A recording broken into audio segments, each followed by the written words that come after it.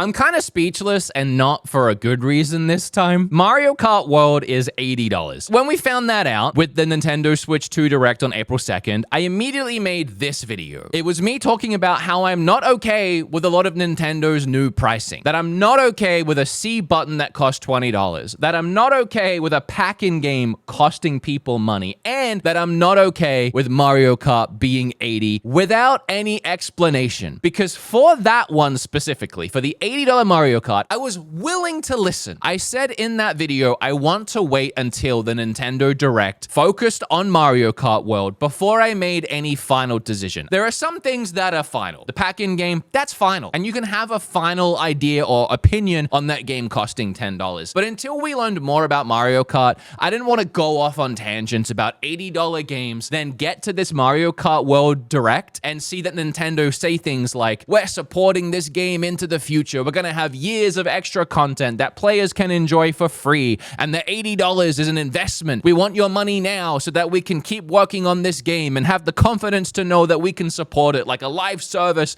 moving forward. I really pictured something like that. And I don't think that's crazy to think, because Doug Bowser came out in the last couple of weeks and said that Nintendo are experimenting with variable pricing. If Nintendo determines that a game will be $80, we're going to charge $80. Okay, Nintendo, let's get behind that. Let's say we agree. Let's say we agree with Nintendo. If they determine a game is 80, it's 80. Is it then not on Nintendo to explain to us why it's $80? I'm a little frustrated. I'm a little heated. I do apologize. The game looks sick. We'll talk about that. It's now a separate conversation. And it sucks that it's a separate conversation because it doesn't look $80 sick. But here's my point. Tears of the Kingdom, when that came out at $70, it was Nintendo's most expensive game up to that point. And Nintendo knew that. You remember this, right? They were charged $70 for it. So they came out and they said, look, we're going to charge $70 for this game. But before you guys freak out, we've been working on this for 5 years. This is the biggest game we've ever made. We think it's worth $70. We put so much work into it. Here's what we've done. The director of the game came out and explained why it was $70. And we all listened. It was actually really nice transparency from the company to explain to us in detail why it's $70. Then we saw the game, played the game, and we were like, oh yeah, okay, this is a $70 game. Plus, the rest of the industry was already at $70. So having Nintendo do it one time with a big Zelda and then even justify it and explain to us why felt nice. But alternatively, here we have them going up to $80 all of a sudden, skipping the $70 bracket of games altogether, it seems, other than one time with Zelda, and not only not telling us why it's worth $80, but giving us a 15-minute direct that was full of things we already knew, nothing new in this trailer, and then just leaving. Just the 16 minutes are up.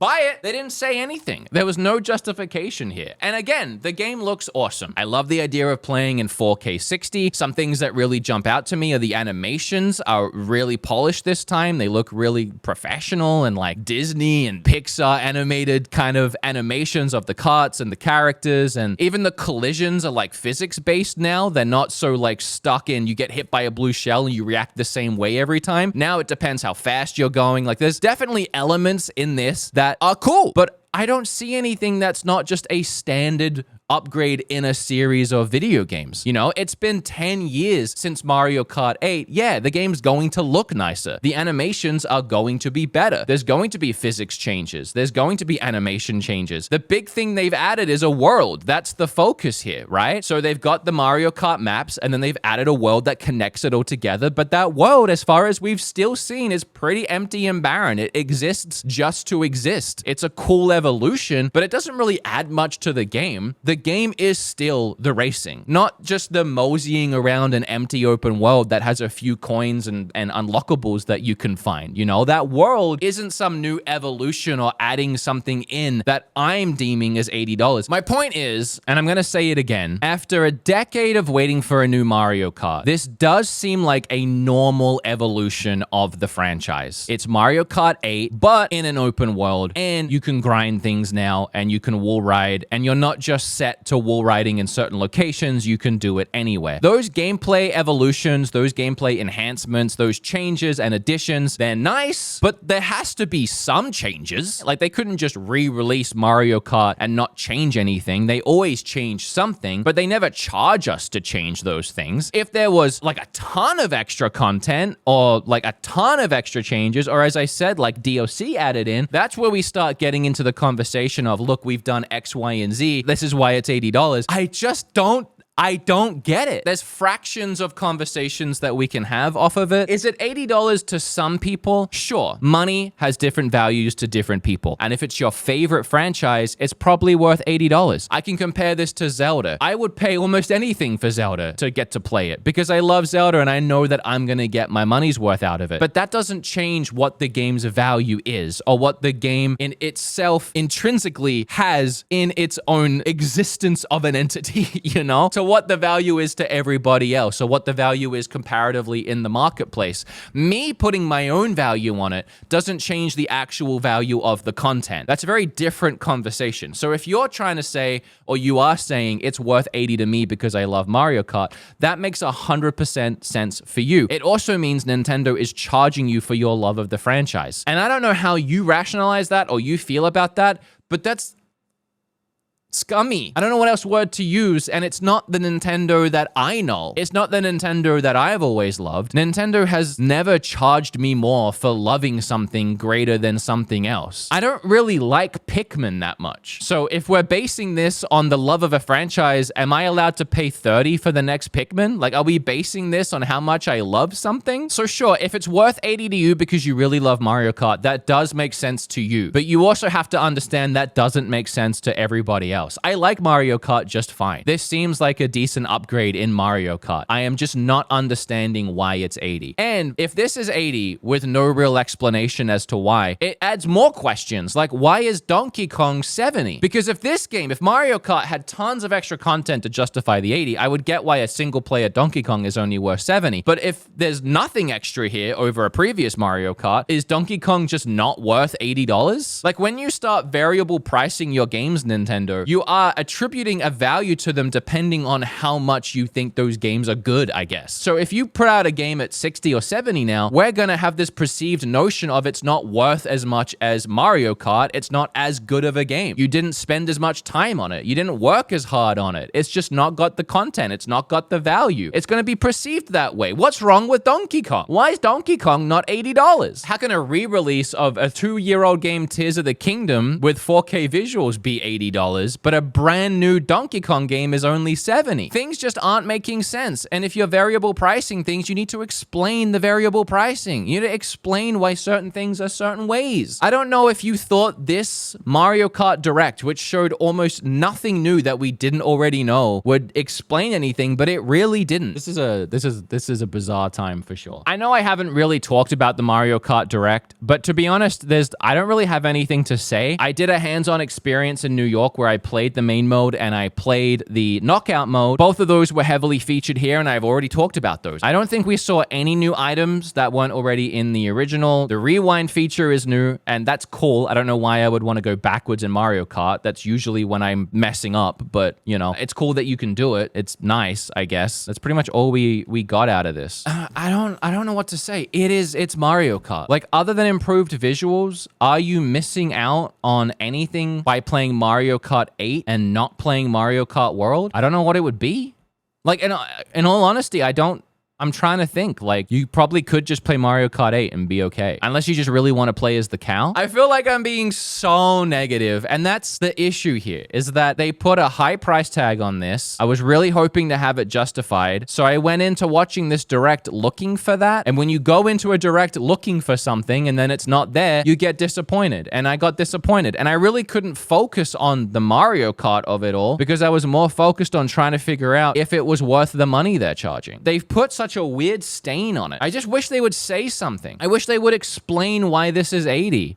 What am I not seeing? Also, I want to add, I thought there was saving grace here too this whole time. I was like, at least the bundle is $500, so you get Mario Kart for $50 if you buy the bundle. Apparently that bundle is only until like fall to kind of get people to rush out and buy it while they can save $30. Business strategy wise, that makes sense. And if it was normally a $70 game and you were saving $20, that would be a great idea. But the fact that in just a few months after launch, that game just becomes $80, the bundle doesn't help bring that price down in the grand scheme of things. At launch, yes. But moving forward, after a few months, it's just an $80 game, and it's just setting the precedent now that you can just do $80 games. Because if Nintendo can do an $80 game without any justification of why this is an $80 game, PlayStation can, Xbox can, games can just be whatever price now. It doesn't matter anymore. It's just bizarre for Nintendo to be the company that did this. Like, that's what sucks. That's what stings. I want to end this video by just saying something, because I always feel bad when I put out a reaction or a video that's very negative. Because, I mean, there are people that are excited regardless, and it's worth 80 to them anyway. So making this video is like, Wood's bummed out for the thing I like. And there's also so much negativity around Nintendo right now that it's hard for me to make any kind of content about Nintendo without having people having something to say about me or the content that I'm making. So I want to stress, I'm not Nintendo. I don't work with Nintendo. I don't know Nintendo like that. I just make unbiased videos on the internet about Nintendo. If you're new here, I don't shy away from calling something out when I don't like it or reviewing something badly if I don't like it. This is not, I know it seems like it, but it's not a Nintendo shield channel. And I've been getting that a lot as I try and cover the Switch 2 stuff. I try and make videos about 70 upcoming games and getting excited. People that either don't know me or have known me for a long time think I'm still just shilling for the company, despite everything that's happening right now that people are upset about. I have no control over that, but on top of that, half my content since the April 2nd Direct has been me calling out the prices of everything and saying I'm not okay with it. Me making 2 full podcast episodes for hours on end talking about how I'm not okay with everything. And then even this video, how I'm not okay. So it's very an unbiased take. Over the years, I have reviewed games negatively, gotten backlash for it, like Xenoblade or the Mario and Luigi game recently. When Nintendo has a bad take, I'm the first person to jump on it and be like, that is a bad take. At the same time, I'm not gonna go all the way down that path and make every video I make negative. Because ultimately, I'm a fan of Nintendo and I love Nintendo's games. And that's my whole content and what I've been doing for years. So I'm stuck in the middle of this, and I am doing my best to be unbiased. And the one thing I'm not gonna do is be a flake or pretend that I all of a sudden don't love Nintendo and its games like I've been saying for the last 10 years. This is my thing. I love Nintendo. I grew up with Nintendo. I want to see better from Nintendo, especially right now. I want to feel heard. I want to feel like they're listening to our complaints and they're taking them on board and that they will actually do something about it. So you can expect content from me that's going to be very pro Nintendo, and you can expect content from me that's going to be very negative Nintendo. It just depends. I'm not going to like force my opinion one way or another. I'm not going to fake my opinion. I'm not going to fake outrage where I don't have it. And I'm not going to fake love where I don't have it. You know, you're going to get from me how I feel about certain things and my opinion on things. That's what this video was, and I'm sorry that it was what it was, and we can talk about it more on my podcast today if you want to stop by. The next video from me will probably be a positive one. Swings and roundabouts, I guess. Yeah.